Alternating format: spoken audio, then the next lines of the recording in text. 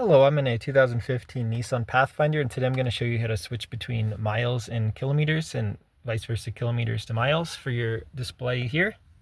So first we'll start the vehicle, and then once it's all booted up, we're going to be using these controls here. This button goes between your menu options. This scrolls up or down. Also is an enter button if you push it, and then you have a back button. So we'll start with these menu toggles.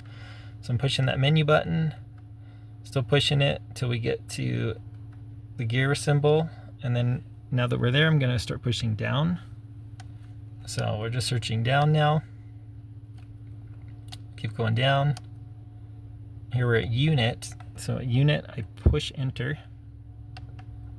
So pushed enter, and then on mileage here, we'll push enter again. And then here you can switch to your preferred measurements. So whichever, I'll try that one. And then as you saw, it just auto-saved and adjusted everything. Say you want to go back, just go up to miles, push enter again, and there we go, automatically switch to miles. I hope that was helpful and hope you have a wonderful day.